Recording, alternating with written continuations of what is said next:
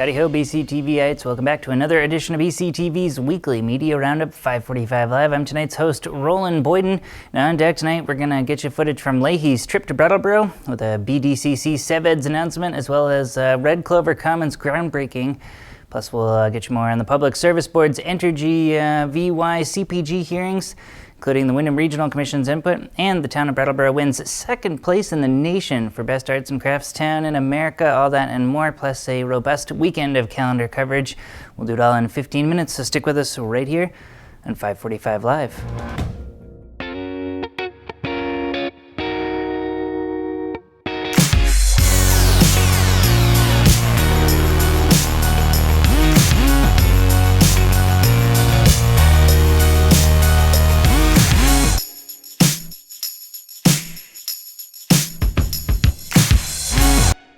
This is Brattleboro, Vermont.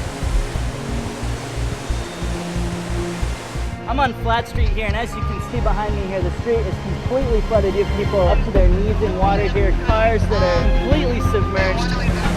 Route 9, roughly from Route 91 over to Bennington, is closed off. There's flooding everywhere.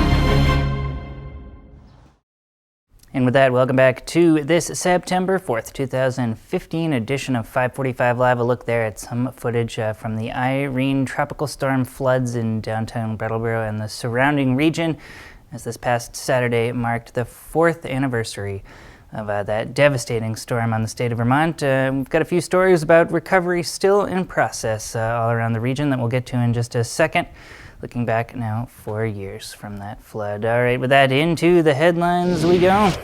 A corroded mobile phone battery turned out to be the source of a bomb scare in Vernon, as Wednesday the Vermont State Police Bomb Squad was called in after what appeared to be a disintegrated stick of dynamite was discovered in a bedroom at a Vernon residence.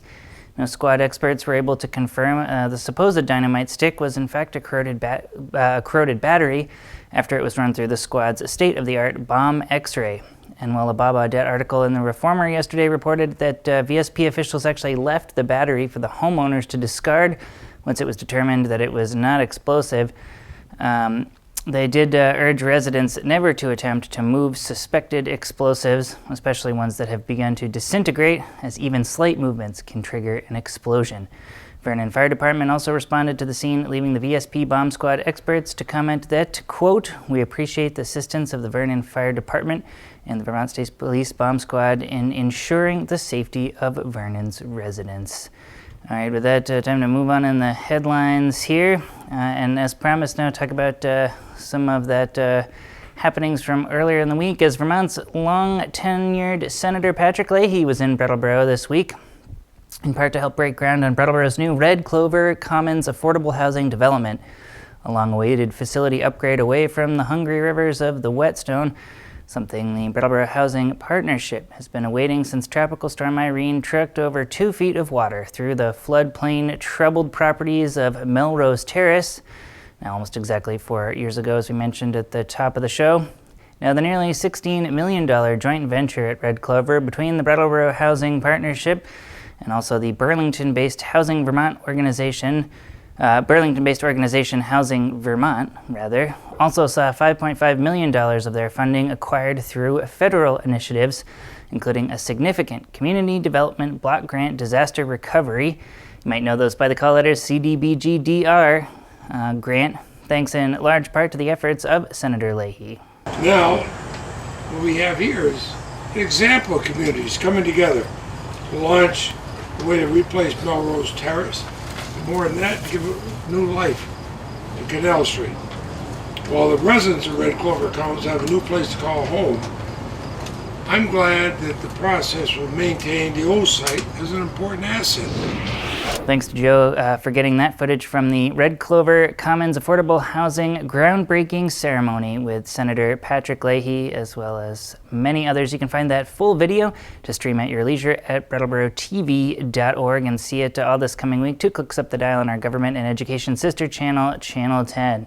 Now, speaking of Patrick Leahy and that Monday trip to Brattleboro, Leahy did also make another stop during this Monday's trip as he joined the BDCC and SEVEDS, Brattleboro Development Credit Corporation and Southeastern Vermont Economic Development Strategies Group, to announce some new economic development funds, $265,000 worth to be more specific. And that's something that we'll now turn to our Commons News Report and look at an article entitled Funding Announced for Post-VY Recovery. BDCC gets $265,000 from feds for three-pronged economic effort.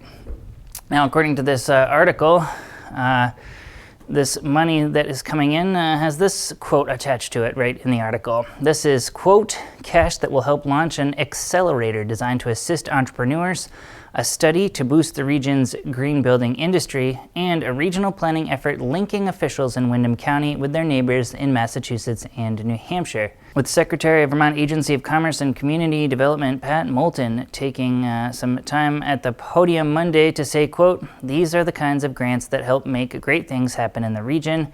The work you're doing here is another part of the recovery in southeastern Vermont. Now, if you want to read that full article and see more photos, you can check out this Commons News Report. It's at commonsnews.org, or you can pick up a newspaper. They refresh on newsstands each and every Wednesday around town and are free to pick up. Though it's worth noting that community-minded citizens can pick up a paid subscription and help keep this community resource going.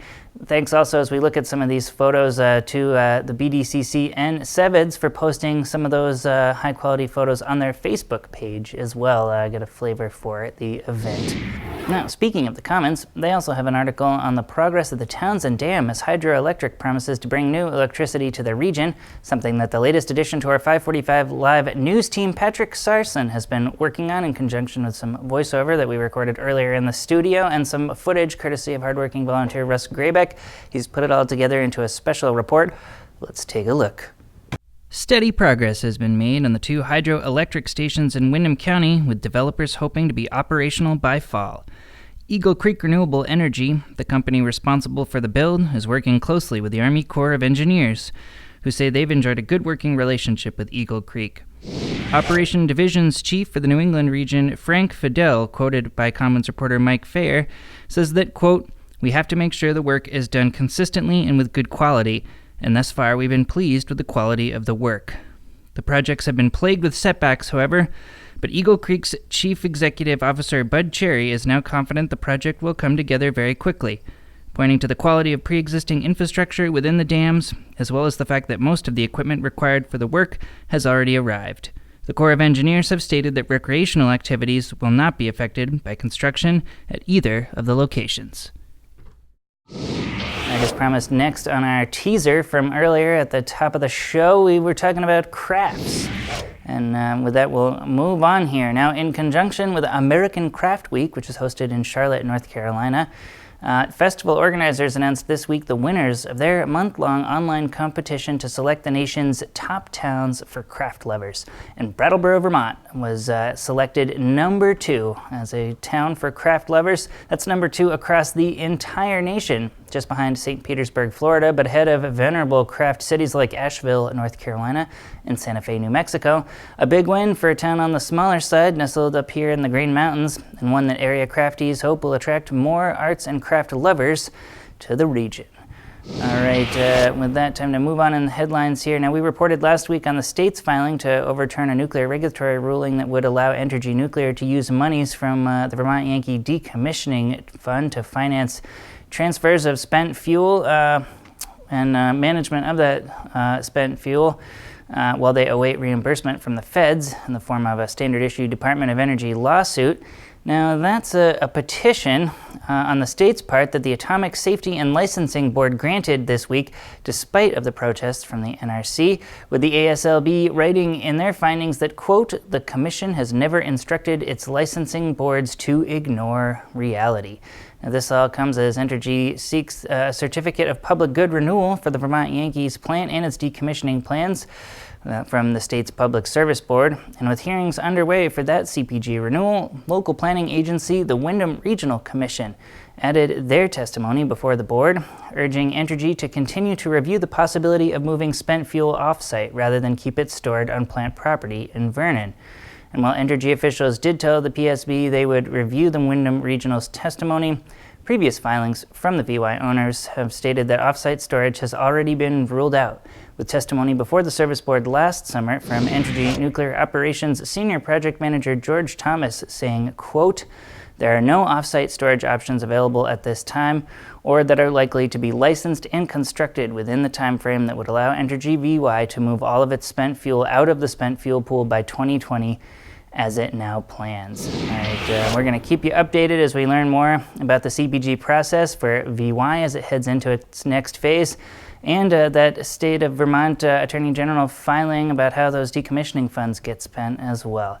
All right, time to move on in the headlines here. A few reminders to check in with. Sidewalk upgrade renovations continue in downtown Brattleboro. We did a spotlight video piece last week as DPW Director Steve Barrett came on 545 Live to give a little update on the sidewalk project and assure residents that they should still come downtown and go shopping, that that sidewalk upgrade project would not get in their way. I'm going to take another little look here at some of that footage. Let's head there now.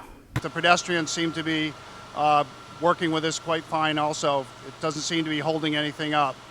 So we're going to make sure that we can keep access to all the stores open and it's not congesting anything, so people should come downtown, enjoy your downtown as we do. Now, those sidewalk upgrade projects were touched on at this week's regularly scheduled Brattleboro Select Board meeting as well, with some concerns about how it was being handled. Let's take you there. There were certain scheduling issues early in the job, and we had some concern a couple of weeks ago about the ability to actually get in and get out before the 1st of October. The contractor is now confident that by the end of this month, we hope to actually have the bulk of the most inconvenient work finished. All right, next up, we're going to head back not one but 2 weekends and take a look at a Brattleboro cherished event, the Soapbox Derby. As area residents look to construct downhill racing vehicles with any parts they can find, save a motor. An Essler Arrest Day from the BC TV show Essler's Interview Hour has put together a special highlight reel. Let's take a look.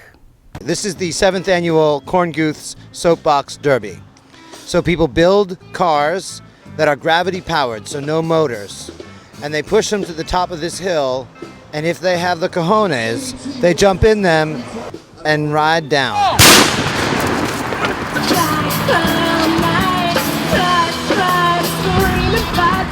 All right, with that, it's time to launch into our BCTV video calendar. This is all sponsored by the Brattleboro Savings and Loan, as their generous contributions to BCTV each year help fund our weekly look at area upcoming events. And we'll start this Saturday with the BMH fundraiser Touch a Truck, which is slated for the Brattleboro Memorial Hospital main lot at 17 Belmont Street from 9 a.m. to 1 p.m. Again, this coming Saturday.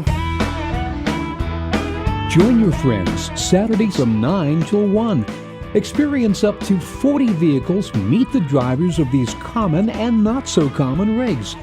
All proceeds benefit Brattleboro Memorial Hospital. The fun won't stop at Touch a Truck. And with that, time to move on in our BCTV video calendar. It's a big weekend for the Vermont Performance Lab, as they've gathered together artists and performers from across the globe for their 3-day Progressive Performance Festival. Set against the theme of socially conscious art creation, their weekend of music, art, and drama has already begun, and we'll see several locations across Brattleboro play host to their events all the way through Sunday. Now, for more on the performances, the performers, the locations, and the showtimes, you can check it all out at their official website, Vermont Performance Lab, all spelled out on one word, .org. All right, that just about does it here on 545 Live. Thanks for checking in with us. We'll be sure to see you next week right here on BCTV Comcast Channel 8, once again at 5:45 p.m. Eastern Time. In the meantime, thanks for watching. We'll do it all in 15 minutes, so stick with us right here on 545 Live. Burn out now. Burn out now. Burn out now. Oh wait, no, we don't do that intro anymore. It's do do do do do. It's a party in the USA. Some drone footage from 2011 in the USA. Quick size footage needs updating in the USA.